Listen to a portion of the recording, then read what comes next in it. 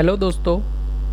आज हम लोग जनरल इंटरव्यू क्वेश्चंस देखेंगे जो कि इलेक्ट्रिकल से रिलेटेड है। और ये पार्ट 1 है जिसमें 5 क्वेश्चन हैं।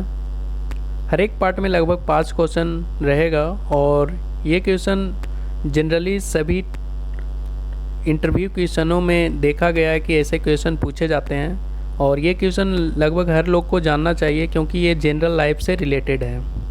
तो हम एक एक करके क्वेश्चन को डिटेल में एनालिसिस करेंगे और जितने टाइप के भी क्वेश्चन उससे आ सकते हैं उस क्वेश्चन को हम लोग डिस्कस करेंगे। तो पहला क्वेश्चन देखते हैं कि जो हम लोग टेस्टर घर में यूज करते हैं, जिसे लगभग हर लोग देखा या यूज किया होगा, उसका यूज क्या है और कैसे काम करता है। तो टेस्टर जो कि हम लोग लाइन को टेस्ट करने के लिए यूज करते हैं कि इसमें पावर है या नहीं है। तो ये पावर सिर्फ हाउस होल्ड के लिए यूज होता है। अगर हम देखें कि बाहर हाई वोल्टेज के लिए अगर इसी को यूज करें तो ये काम करेगा, लेकिन उससे हम लोग को नुकसान होगा, इवन मौत हो सकता है। उस देखेंगे कि कैसे। जैसे अगर हम लोग लाइन को टच करते हैं बिना टेस्टर का तो हम लोग को एक हाई इंटेंसिटी करंट फील होता है और जिससे नुकसान भी हो सकता है। लेकिन अगर टेस्टर का यूज करें और इस एक पॉइंट को फ्रंट पॉइंट को टच करे लाइन से और दूसरे पॉइंट को टिप को हैंड से या उंगली से टच करे तो वो क्या एक सर्किट बनाता है, फुल सर्किट, जो कि अब जो टेस्ट कर रहा है उसके बॉडी को एज ए कंडक्टर यूज करके वो फुल पाथ बनाता है और करंट फ्लो करता है, जिसका इंटेंसिटी बहुत लो होता है और एक नियॉन बल्ब जलता है जिससे पता चलता है कि ये लाइव है। अब देखेंगे कि अगर हाई वोल्टेज लेते हैं, हाई वोल्टेज के कारण क्या होगा, जो करंट का वैल्यू होगा वो बहुत ज़्यादा हो जाएगा और वो हमारे लिए अच्छा नहीं है। तो इसके कारण ये सिर्फ हाउस होल्ड में यूज होता है और इसके अंदर एक हाई रेजिस्टेंस लगा होता है जो कि लगभग 1 मेगा ओम के आसपास होता है। इसका कोई एग्जैक्ट वैल्यू नहीं है। साथ में अंदर एक स्प्रिंग होता है जो कि एक एज ए फ्लेक्सिबल मूवमेंट के लिए और स्ट्रेंथनिंग के लिए यूज होता है, क्योंकि अगर जब हम ऊपर का पॉइंट टाइट करते हैं तो उसमें क्या है, मूवमेंट होता है। तो मूवमेंट के लिए अगर फिक्स कोई मेटल रखा हो या उस तरह से वायर हो तो क्या है, मूव करेगा और वो क्या है, डिसलोकेट भी हो सकता है, जिसके कारण प्रॉब्लम भी आ सकती है। इसीलिए स्प्रिंग का यूज करते हैं। और एक बार कभी कभी ये भी पूछा जाता है क्या ये डीसी में यूज हो सकता है। तो जनरली ये डीसी में नहीं यूज होता है। तो उसका एनालिसिस से मतलब हम लोग बाद में देखेंगे, हर एक क्वेश्चन को मतलब अच्छे तरीके से डिटेल में देखेंगे। तो आगे बढ़ते हैं हम लोग दूसरे क्वेश्चन की ओर। हम लोग घर में 2 पिन और 5 पिन सॉकेट यूज करते हैं। 2 पिन सॉकेट और 5 पिन सॉकेट में क्या अंतर है। 2 पिन में सिर्फ एक फेज और न्यूट्रल होता है और 5 पिन में फेज, न्यूट्रल और अर्थिंग होता है। फेज जनरली लेफ़्ट साइड होता है, न्यूट्रल उसके राइट साइड, और ऊपर में 2 पिन होता है जो कि 2 पिन की तरह काम करता है, और एक अर्थिंग होता है। अर्थिंग और न्यूट्रल में क्या अंतर होता है। अर्थिंग यहाँ पे इसलिए होता है क्योंकि जैसे बहुत सारा जो इक्विपमेंट होता है, जैसे प्रेस में क्या होता है कि उसका जो सरफेस होता है मेटल सरफेस होता है। तो सपोज कभी लाइव पार्ट उसके टच में आ गया, मेटल सरफेस के टच में आ गया, अगर कुछ मतलब लोग अर्थिंग लगा हुआ नहीं है जो उस पर काम कर रहा है उसको टच किया तो क्या होगा, करंट उसके थ्रू पास होगा और बहुत हाई करंट होता है, उससे डेथ भी हो सकता है। तो इसलिए अर्थिंग का रिक्वायरमेंट होता है। अर्थिंग क्या करता है, उस जो चार्ज है उसको अर्थ में ले जाता है, जिससे क्या होता है कि जो काम कर रहा है उस इक्विपमेंट पे उसको प्रोटेक्शन मिलेगा। मतलब अर्थिंग जो होता है वो प्रोटेक्शन के लिए होता है और न्यूट्रल जो होता है वो सर्किट को कंप्लीट करके करंट को फ्लो करने के लिए होता है, ताकि इक्विपमेंट चल सके। अब देखेंगे कि यहाँ पे जो 5 पिन क्यों यूज करते हैं, 3 पिन भी यूज कर सकते थे। तो 2 पिन जो होता है, 2 पिन उसके जैसे नीचे का 2 पिन होता है वो 3 पिन के लिए यूज होता है, उसके ऊपर 2 पिन हो जाए 2 पिन के लिए यूज होता है। जैसे मोबाइल चार्जर है, मोबाइल चार्जर में 2 पिन ही क्यों देते हैं, 3 पिन क्यों नहीं देते हैं, क्योंकि जो उसका सरफेस है वो इंसुलेटेड मटेरियल है, प्लास्टिक है। तो उसके लिए हमें ज़रूरत नहीं है कि अर्थिंग का रिक्वायरमेंट हो, क्योंकि वो ऑलरेडी इंसुलेटेड है। तो वही एग्जांपल लिए जैसे प्रेस में क्या है कि अगर ऊपर चार्ज आ गया मेटल पे तो वो क्या है, डैमेज कर सकता है। तो इसीलिए कहीं कहीं पे मतलब प्लास्टिक में भी 3 पिन यूज होता है, लेकिन अगर ज़्यादा पावर का इक्विपमेंट नहीं हो तो नहीं यूज करते हैं।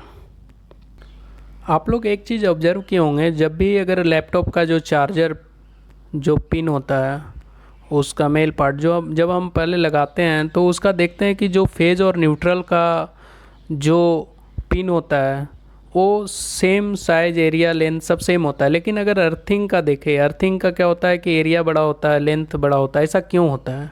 इसके पीछे कुछ रीज़न है।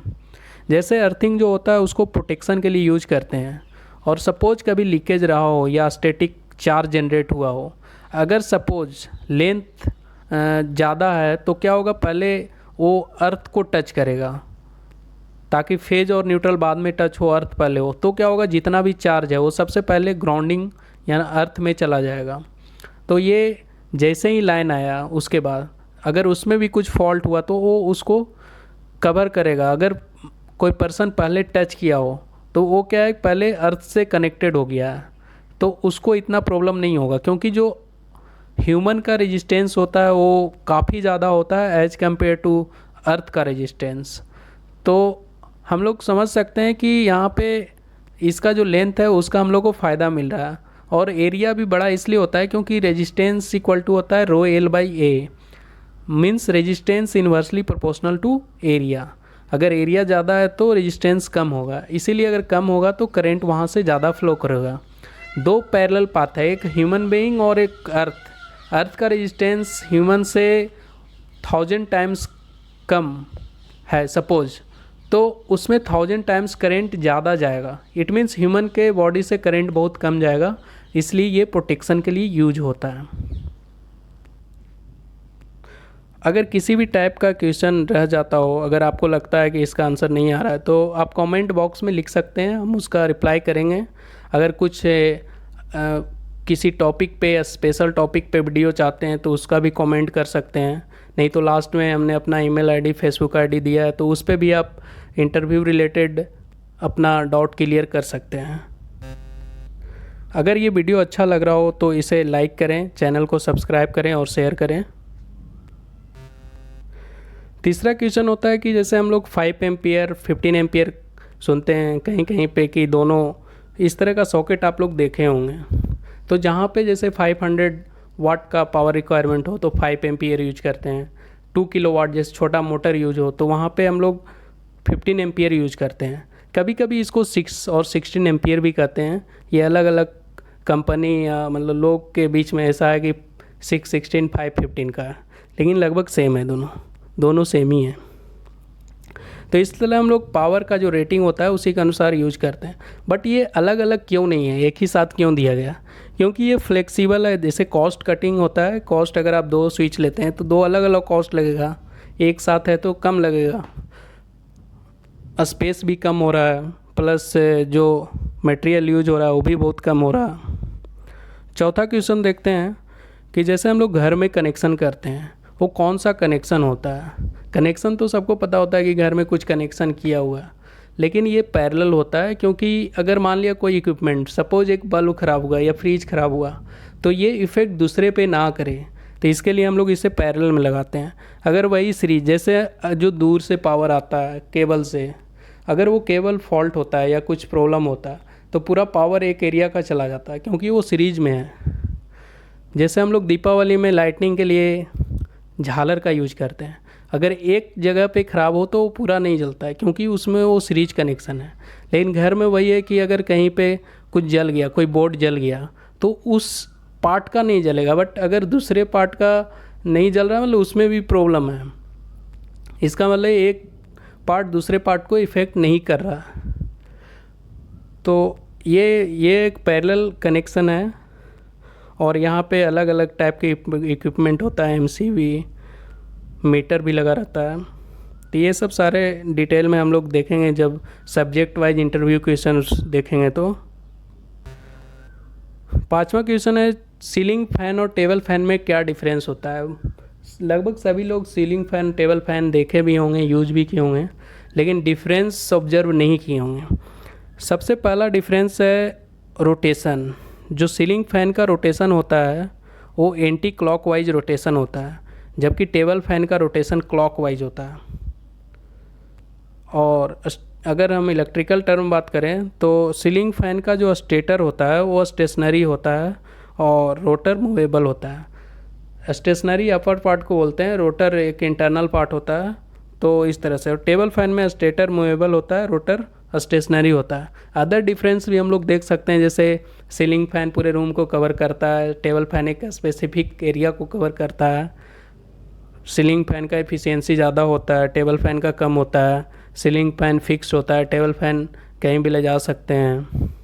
इस तरह के डिफरेंस देख सकते हैं, बट दो डिफरेंस बहुत ही इंपॉर्टेंट है। इस वीडियो को देखने के लिए धन्यवाद। Thank you.